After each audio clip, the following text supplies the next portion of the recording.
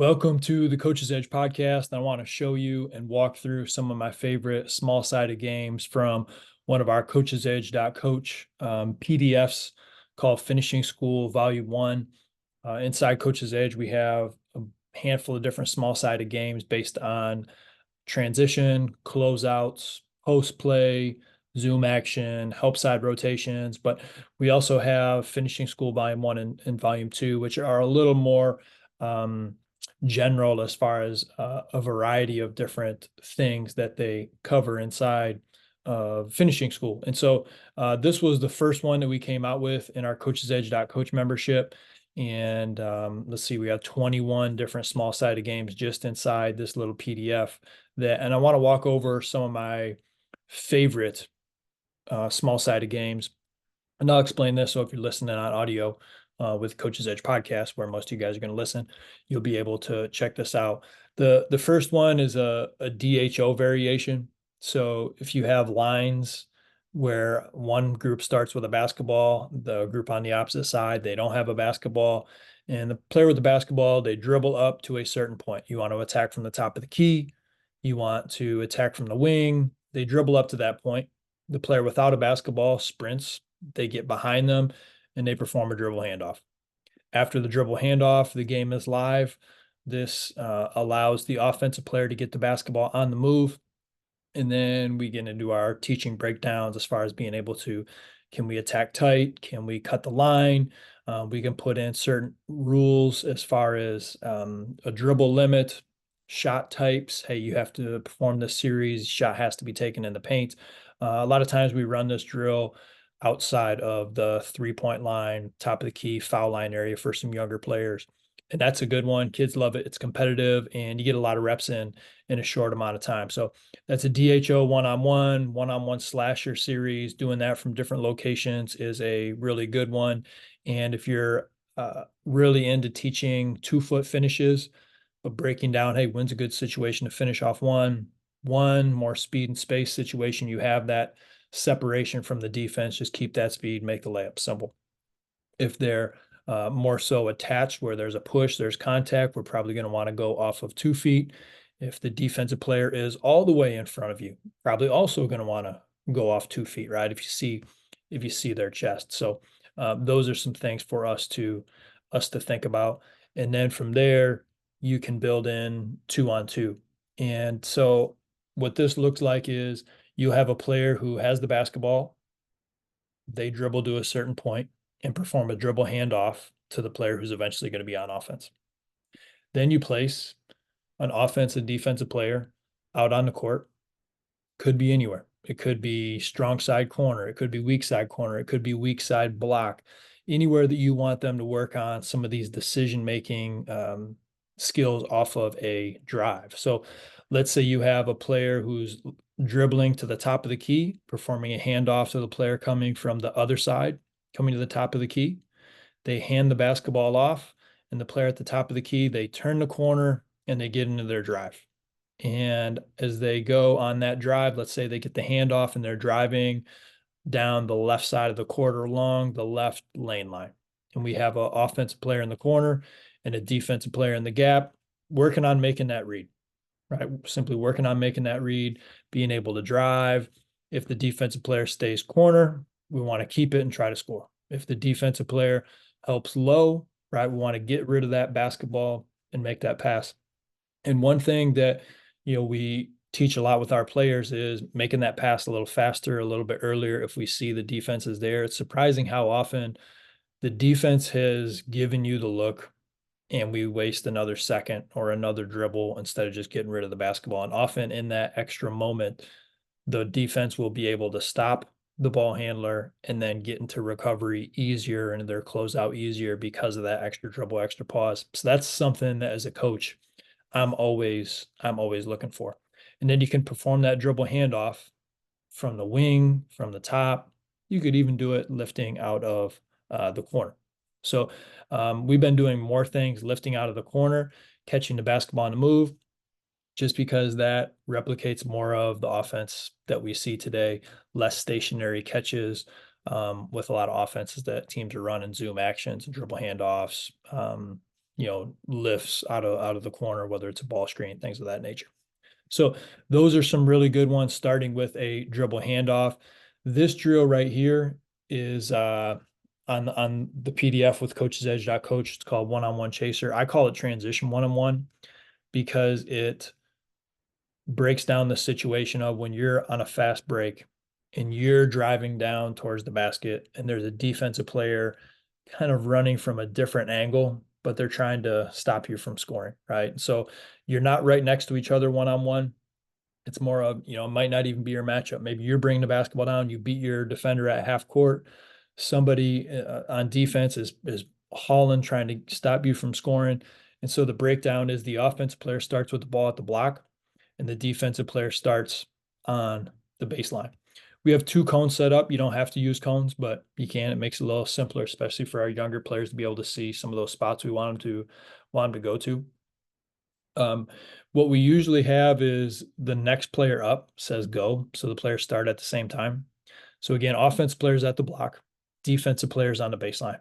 Next person in line says go. The offensive player has to dribble around a cone at each elbow. So if I'm starting at the left block, I need to dribble around the left elbow, the right elbow, and then I turn the corner to drive. The defensive player, who again, they're 5-6 feet behind us, they're starting on the baseline, but when they hear go, they only need to run around the first cone. So if they're on the left side of the baseline, below the block, they would need to run around the cone on the left elbow, and then they would turn the corner and try to see if they can cut off the player driving. Again, this is a great drill to work on reading the defense. 1 foot for speed, 2 foot for power, making that quick decision as far as reading. Don't stop yourself. It's the defender's job to try to stop you. So we see some of that sometimes. And then when players do go off of 1 foot and miss it, it's usually because there was a little bump, a little contact. That's when we reteach, hey, that's when we want to get a 2 foot foundation, get into a stride stop, get into a shot fake, pivot finish possibly. So those are some good options for us to teach right there. Spanish one-on-one. This is a good one, and we have so many variations of this. In fact, the one that I use mostly isn't even in this specific membership, but it is in the help side variation PDF. So for our coaches that are listening and your Coaches Edge Coach members, go into your membership and check out help side, small sided games, and that one's in there. But this one is very similar.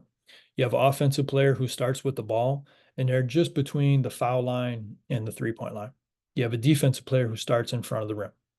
We have 2 cones set up. 1 cone is outside the right wing. 1 cone is in the mid-range, just between the block and the first hash mark, 12 to 15 feet away. You want to change up the distance for these. When you change up a distance where players have to go to or recover from defensively, it changes the read, it changes some of the game situation. So there's not a wrong distance so much. I guess the only wrong you could say is if it's too easy for the defense or it's too easy for the offense. Want to make it a little bit more challenging. So if it's a challenge, we're getting some of the good looks that we want, we're good to go. So offensive player between the foul line, 3-point line, defensive player's front rim. We have a cone set up in the right wing on go. Player with the ball dribbles around the right wing cone, and then they turn the corner to attack. On go, the defensive player sprints around the corner cone. What I do is I have them tap it with their hand.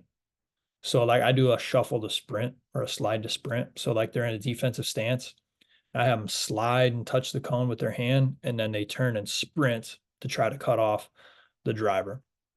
I like to go take it off of this, but any variation type seems to work. And just make sure you're going on each side. There's a couple other ones that I wanted to show you here inside the membership. This chaser one's pretty good, where you have a player who has the ball and they're on defense. And then you have an offensive player, and this is another transition one-on-one finishing drill, where the offensive player starts without a ball and they're 5 feet in front and slightly to the right or slightly to the left of the defensive player who starts with the ball. The defensive player who has the ball they throw the basketball out, and it's going to bounce one time to the player who's on offense. When the player catches the ball on offense, they're driving to the basket trying to score. But as soon as the defensive player who has the ball throws it to the offensive player who's out in front of them, they're sprinting to the rim to try to stop the offensive player from scoring. So again, this is great for being able to make it with our eyes, using our body, trying to cut the line if possible.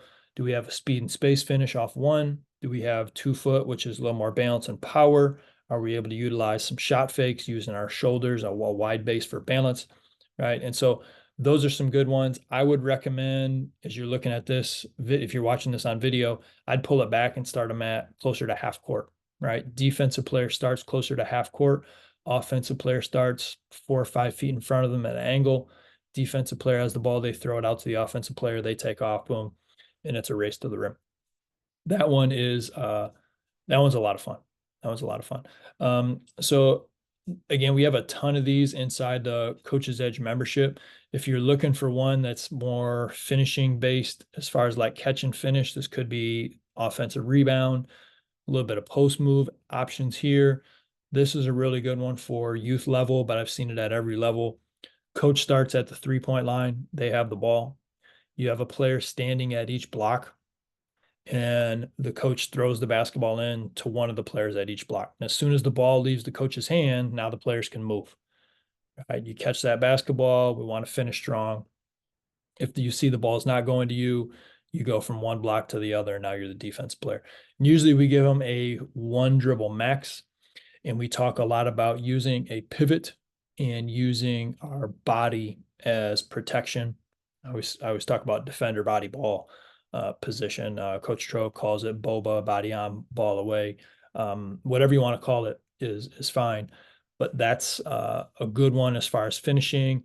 And if you're looking for a small sided game, that when you do small sided games, you want to think like, okay, what's the situation we want to practice, but also what's the level of difficulty, right? And so if there's younger players who struggle scoring, I want to do a small sided game where it's realistic for them to get a read of what the game's actually going to be like, but they still have a pretty good chance of scoring because they're missing a lot of shots. When we scrimmage later in the camp, going 3-on-3 or whatever, it's gonna be very little shots made because at the younger level, your skills have to catch up to your body a lot of times. And so defense is better than the offense at that level. So if I can create small sided games that give them the right read, they're competitive. There's still offense and defense. There's decision making being made, but it's really geared towards a good chance they're going to knock down the shot. That block to block 1-on-1 drill is good. Now you want to make it a little bit harder. You go block 2-on-1. You could start this with an potential offense player at each block and 1 defender in the paint, front rim. Coach throws the basketball in. Whoever catches the basketball is on offense, and they play 1-on-1 out of it. That's a way that you can do it. Then you can go 2-on-1, right? So player at each block, defender front rim, coach throws it in, and now you can put in different rules, right? You can shoot or pass the ball. Offensive player that gets the pass to pivot on the inside foot, use body to protect the ball. Player that does not get the ball is looking for that dump off, right? Spacing possibly to the midline. Defense players looking to wall up, box out. Play continues on a miss, right? And you can rotate however you like. You can rotate the next 3 players in, whatever you want to do. So those are some good small sided games that you guys can play. But if you're looking for many more of those, we have a ton of them inside our coachesedge.coach membership of small sided games with Finishing School Volume 1, Finishing School Volume 2. Again, some of the situations, whether you want to work on transition, you want to work on help side, zooms, closeouts, shells, some dribble drive, some ball screen. There's different small sided games that we can play based on the situations that you're going to be in most throughout the course of the year. And that's my recommendation as you prepare for the upcoming season and you're doing, 4-player workouts probably. until officially practice starts. Ask yourself, what are the situations that we're going to be in this season? What are the situations that we need more repetitions on to improve, right? What are the situations that other teams are going to try to put us in? And how can we maximize our time with 4 players and get some of these high repetition, a lot of repetitions, lots of decisions in those specific situations. So now when the season comes, this stuff won't seem, especially when we're going live, it's not just, hey, we're in good shape. Hey, we got a lot of shots up this preseason. It's got to be, yeah, I want that, but I want more than that too. And I want our mind to be sharp. These are going to help your mind to be sharp. So thank you for listening and checking out the Coach's Edge podcast. If you're curious about anything that we're offering with our small sided games, the different digital courses that we have with dribble drive offense, 2-3 zone offense, 1-3-1 offense, and a variety of other things inside of membership. Maybe you're looking to build a program, or you're just looking for a strength and conditioning program to help your team prep for the season, and another one in season. We have all that inside the Coach's Edge membership as well, which is really great stuff. Let me know. It's contact@currentbasketball.com. Happy to help you out. Schedule a Zoom call, show you the inside of the site, anything that we can do to help you, to help your program get better. That's what we're all about. So thanks for listening to the Coach's Edge podcast. Get after it today.